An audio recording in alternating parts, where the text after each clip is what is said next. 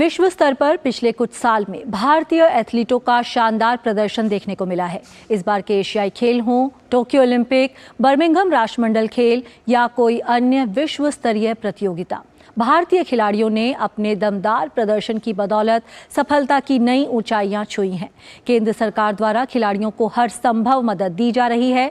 सरकार द्वारा top scheme और खेलो इंडिया जैसे कार्यक्रम चलाए जा रहे हैं, जिससे खिलाड़ियों को आर्थिक मदद के साथ साथ विश्व स्तरीय सुविधाएं दी जा रही हैं। आप देखिए एक खास रिपोर्ट और हमारी पूरी टीम को दीजिए अनुमति। नमस्कार।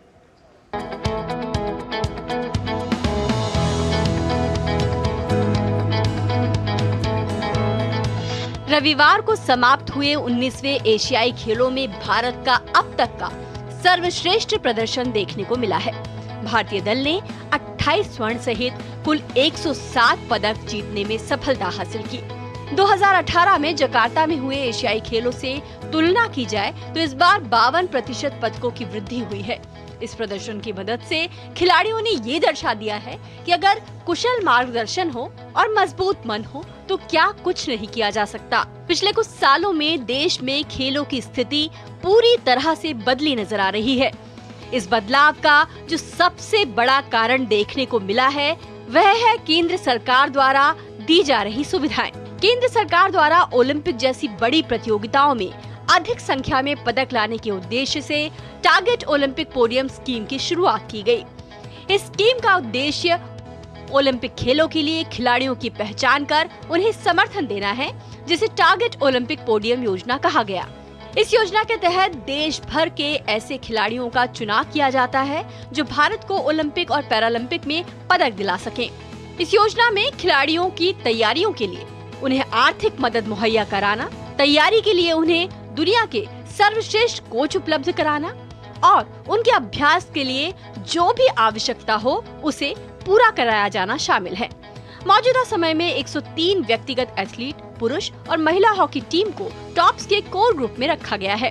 केंद्र सरकार द्वारा जमीनी स्तर पर खेलों को बढ़ावा देने के लिए खेलो इंडिया की शुरुआत की गई है। खेलो इंडिया यूथ गेम, जिसे पहले खेलो इंडिया स्कूल गेम्स के नाम से जाना जाता था, एक ऐसी प्रतियोगिता बनकर सामने आई है जिसमें देश के युवा खिलाड़ी विभिन्न खेलों में हिस्सा लेते हैं।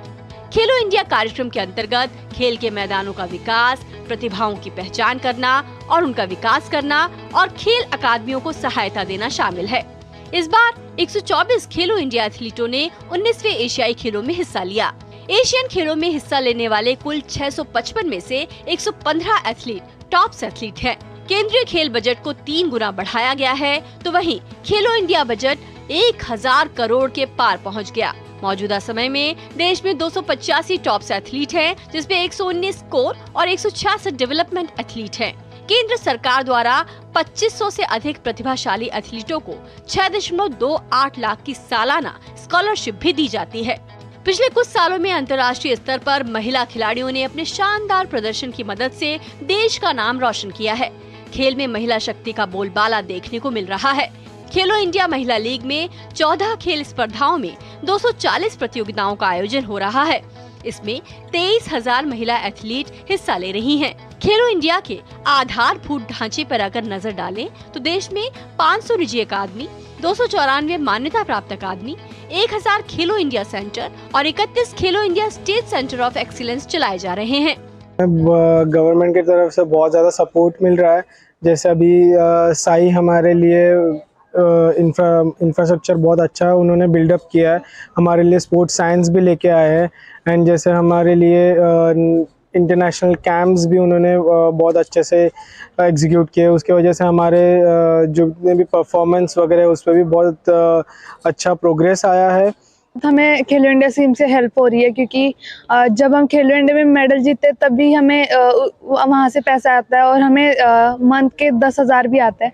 तो जैसे हमारी छोटी मोटी ज़रूरतें होती है तो वो उसमें बहुत हेल्प हो जाती है और हमें इक्विपमेंट का भी प्रोवाइड किया जाता है, तो उससे हमारे परफॉर्मेंस में प्रोग्रेस भी होती है और हमें थोड़ा पीछे से सपोर्ट भी रहता है कि फाइनेंशियली सपोर्ट रहता है। देश के स्वदेशी खेलों को भी राष्ट्रीय और अंतर्राष्ट्रीय स्तर पर लोकप्रिय बनाने का प्रयास भी केंद्र सरकार द्वारा निरंतर किया जा रहा है। खेलो इंडिया यूथ गेम्स और खेलो इंडिया यूनिवर्सिटी गेम्स में भी कई परंपरागत खेलों को शामिल किया गया है। Sports desk, DD news.